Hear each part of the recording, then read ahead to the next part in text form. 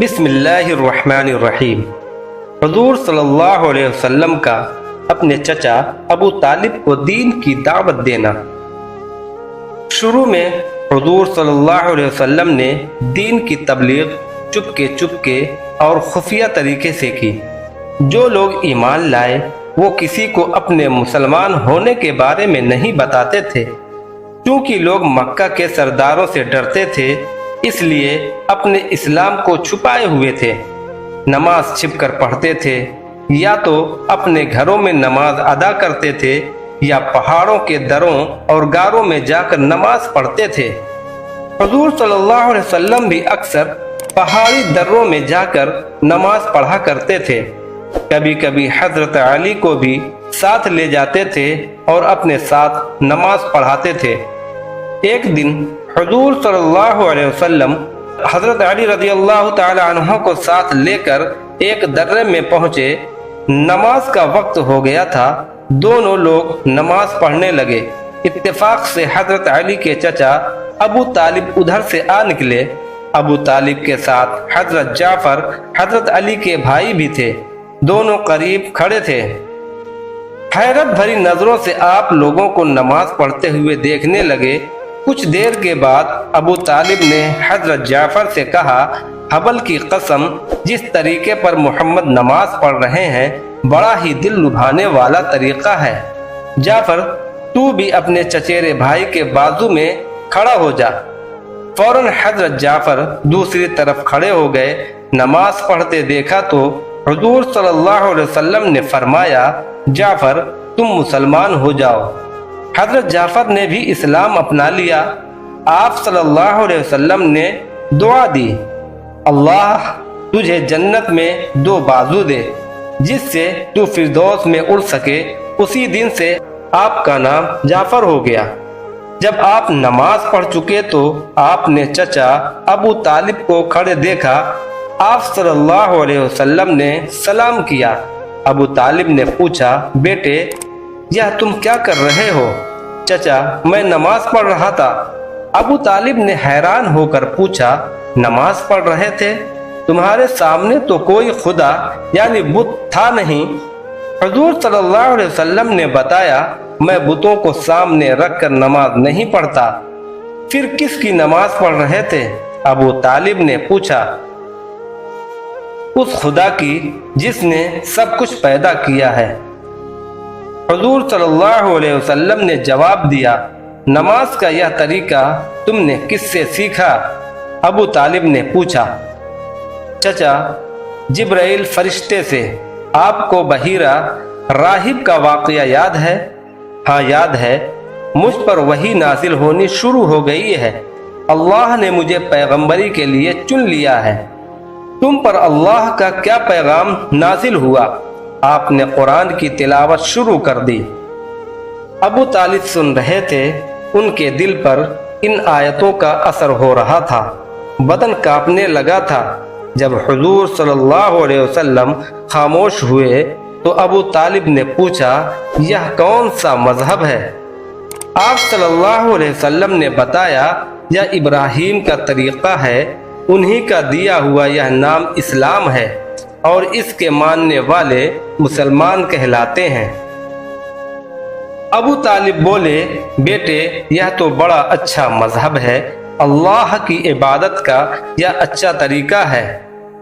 ہمیں فخر ہے کہ ہمارے خاندان میں نبی پیدا ہوا۔ پیارے بیٹے، تمہارے دادا کی پیشین گوئی پوری ہوئی۔ کیا تم جانتے ہو وہ پیشین گوئی کیا تھی؟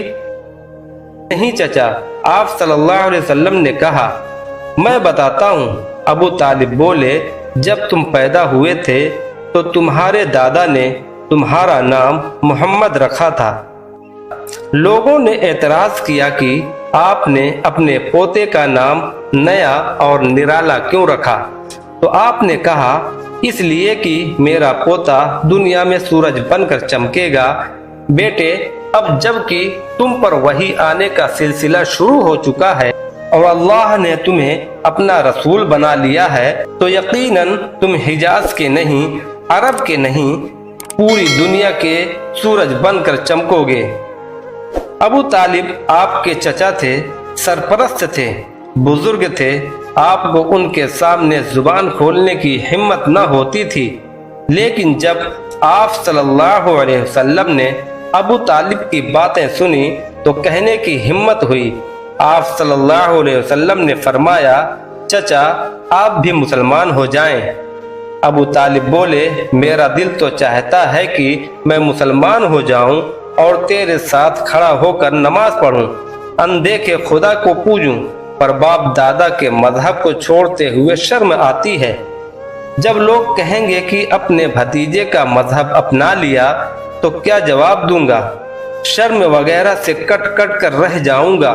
हाँ, मैं तुम्हारी मदद करते रहने का वायदा करता हूँ। मेरे जीते जी तुम्हें कोई आंख उठाकर नहीं देख सकता। मेरी तलवार उसके सर पर चमक जाएगी जो तुमको तकलीफ पहुंचाने का इरादा करेगा। हाँ, अली और जाफर को मैंने इजाजत दी है, ये दोनों तुम्हारे मजहब में रहेंगे। अबू तालिब ने हजरत अली रजी अल्लाह तआला अन्हा से कहा, बेटा तुम मोहम्मद सल्लल्लाहु अलैहि वसल्लम का साथ न छोड़ना। जो मजहब तुमने अपनाया है, जिंदगी भर उसका साथ देना। हुजूर सल्लल्लाहु अलैहि वसल्लम ने अबू तालिब का शुक्रिया अदा किया। अबू तालिब घर चले गए।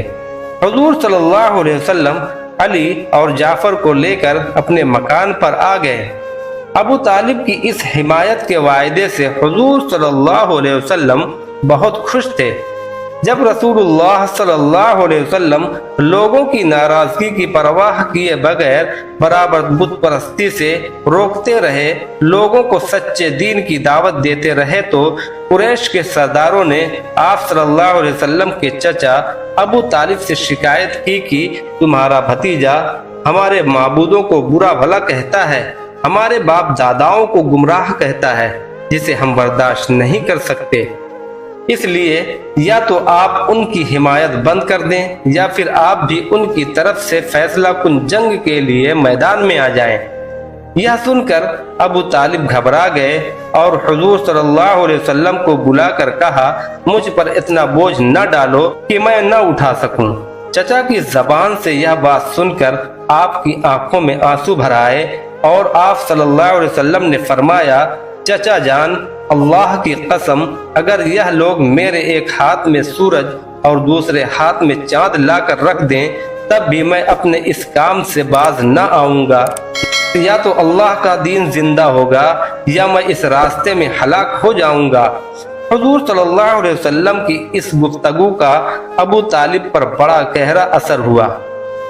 चुनांचे उन्होंने कहा, जिस तरह चाहो तबलीग करो, मैं तुम्हें किसी के हवाले नहीं करूंगा। अबू तालिब का यह जवाब सुनकर कुफ्फार मक्का मायूस होकर चले गए।